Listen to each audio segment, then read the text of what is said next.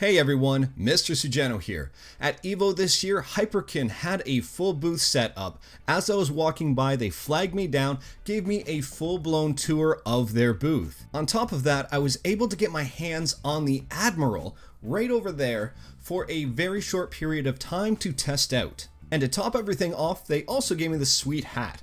So stay tuned, this video will take you on a full tour of their EVO booth, as well as I will give you my thoughts on that really cool ADMIRAL. Let's get started. Okay, so we're first looking at our unreleased ADMIRAL controller. It's a wireless Bluetooth controller for N64. So cool features about it, besides it having an ergonomic shape and dual buttons, is the style of joystick.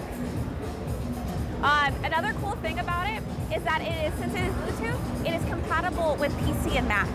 But what makes this truly special is actually the dongle itself. So the dongle here is compatible with third-party and first-party memory cards. So what you do is you insert it in there, and you put your SD card in the slot, and then you switch it from controller mode into transfer mode. And then basically what happens there is that once it's in transfer mode, you press the transfer button and it switches your save data from your memory card onto your SD card.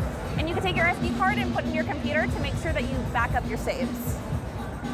So that's what we have for showing off our ADMIRAL. We're also showing off our 3-in-1 adapter. So this is compatible with Super NES. It's also compatible with N64 and GameCube. This is already on the market right now. Basically what it helps you do is play your original consoles on your HD TVs.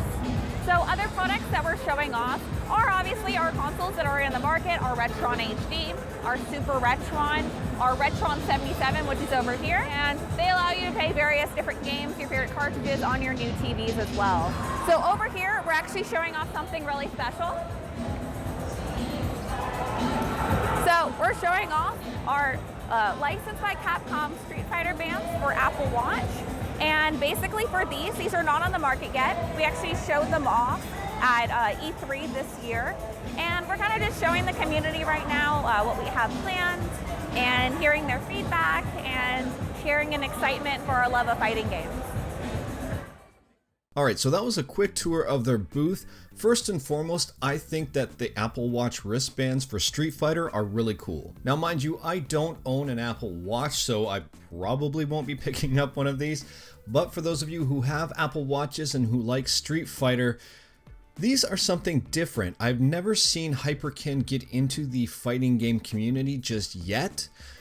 But this might be a game changer. This might open some doors. Maybe they're going to be doing some more things for fighting games. And now probably what most of you are waiting for, my thoughts on the Hyperkin ADMIRAL. Now this controller had been used throughout the day. I don't know if it had been used at any other shows, any other displays that they had brought it to. It was using the exact same wooden stand. So I'm going to assume that it is one controller that they are bringing around to different events. That being said, all the buttons worked, everything held up nicely. It didn't feel like it was used and broken. And the reason I'm saying it that way is because controllers that are used in more or less these events and these shows tend to get worn out very fast. If you don't believe me, this is no offense to Arcade 1-Up, but some of their cabs, the controls were not working great. I would say either from very rough use or just the sheer amount of use, the sheer amount of people that were using it constantly really wore down some of the parts on some of the machines. Some machines were great, but some machines had issues with the components.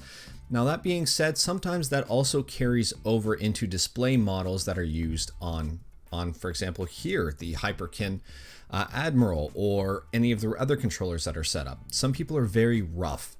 Some people are very disrespectful, and sometimes if something's not built great, it really shows. Now fortunately for the ADMIRAL, it held up really nicely. Everything worked well. The Bluetooth was very good. I didn't notice much lag at all. Actually, I didn't really notice any lag. Mind you, I was about 2 feet at most from the Bluetooth connector, so I don't know the range on that. If you're sitting maybe 5, 10, 15 feet away from the unit, unfortunately, I didn't have a chance to test that, but I know from up close, it was actually very good. And yes, I actually like this controller better than the regular Nintendo 64 controller. If you know me at all, you would probably know that I'm not a big fan of the N64 controller design. I feel that it works better if you have 3 hands. I don't really find a very good transition between the D-pad and the joystick at all on this controller. So the direct competitors to the Admiral, first and foremost, is the Retro Fighters Brawler 64. I quite like this pad. It's very comfortable. The other one is this Retrobit controller.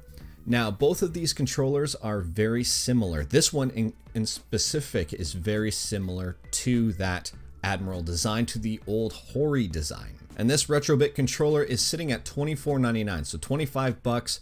The Retro Fighters is 40 bucks. Now, the big difference between both of these controllers and the Hyperkin is the fact that the Hyperkin controller is Bluetooth. The Admiral is also supposedly compatible with PC, and since it's Bluetooth, my guess is it's probably also compatible with Android. And another thing that sets this controller apart is obviously this little piece right here that plugs into your N64. So the special ability with this dongle is that you're able to write your memory card saves from your N64 first party and third party to a micro SD card and vice versa. So not only can you rip your saves and back them up somewhere, you can also, for example, download controller pack saves and in theory put them back on. So if someone's got a controller save that you'd like to use, you can probably use that. From my limited time testing with the controller, it felt nice, it was responsive, and for an N64, I think it's absolutely fine.